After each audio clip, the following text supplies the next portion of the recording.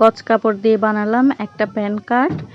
তো এই গজ কাপড়ের প্যান কার্ডগুলো কিন্তু সুন্দর করে ডিজাইন করলে এগুলো আপনি ঘরে বা বাইরে দুই জায়গাতে কিন্তু পরতে পারবেন। তো আজকে আপনাদেরকে দেখাবো আমি কিভাবে গজ কাপড় দিয়ে একটা প্যান কার্ড ডিজাইন করলাম। আসসালামু আলাইকুম সবাইকে, সবাই কেমন আছেন? যে কোনো প্যান কার্ড ডিজাইন করতে গেলে কিন্তু কাপড় সামান্য একটু বেশি লাগে। তো প্রথমে এখানে আমি প্যান কার্ডটাকে কাটিং করছি। এটাকে আমি কাটিং করছি যে নিচের যে 5 ইঞ্চি আমার ডিজাইন হবে সেই 5 ইঞ্চি আমি কমাই রেখে তারপর আমি প্যানটাকে কাটিং করছি। তো এখানে নিচের আমি যেটা আমি ডিজাইন করব সেটাকে আমি এক্সট্রা কেটে নিয়েছি। কেটে নিয়ে কিন্তু এটাতে কিন্তু পাশে 3 ইঞ্চি আর লম্বায় 3 ইঞ্চি একটু কাপড় একটু বাড়তি নিতে হবে, কারণ যখন সেলাই করা হবে তখন কিন্তু কাপড়টা একদম ছোট হয়ে যাবে। তো এরকম একটা স্কেলের সাহায্যে 2 ইঞ্চি পর পর এরকম করে বাঁকা বাঁকা করে এভাবে করে এঁকে নেবেন। আর এই পাশেও দুই পাশে এভাবে এরকম এঁকে এঁকে বক্স করে নেবেন। আঁকলে একটু সুবিধা হয় কি, সেলাই করতে কোনো অসুবিধা হয় না। একদম ভাঁজ দিয়ে চেপে চেপে সেলাইটাকে করা যায়। আর সেলাইটাকে এমনভাবে দিতে হবে যেন এটা একদম কাপড়ের কাছাকাছি পড়ে।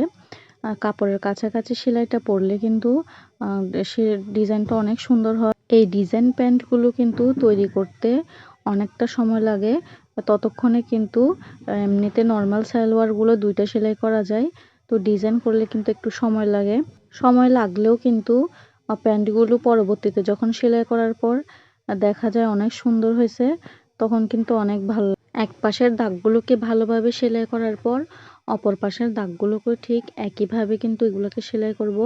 তারপর এই পাশেরটা সেলাই করা হলে কিন্তু একদম বক্স শেপ হয়ে যাবে সবগুলো।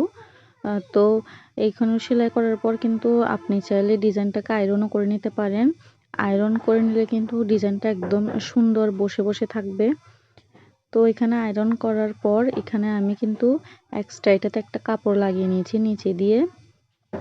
এভাবে করে এক্সট্রা কাপড়টাকে লাগিয়ে এখন এটাকে কিন্তু আমি সালোয়ারের সাথে এটাকে এখন আমি জয়েন করে নিব।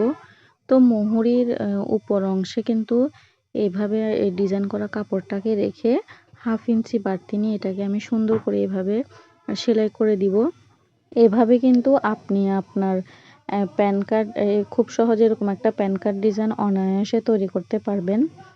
তো এখানে সেলাইটা দেওয়ার পর কিন্তু উপর এখানে অবশ্যই একটা চাপ সেলাই দিতে হবে, যেটার কারণে একদম ডিজাইনটা সুন্দর মতো বসে থাকবে আর ফিনিশিংটাও কিন্তু অনেক ভালো আসবে। আমার এই প্যান কার্ড ডিজাইনটা কার কাছে কীরকম লেগেছে অবশ্যই লাইক কমেন্ট শেয়ার করে জানাবেন। চলে আসবো আপনাদের সাথে আরেকটা ড্রেস মেকিং ভিডিও নিয়ে।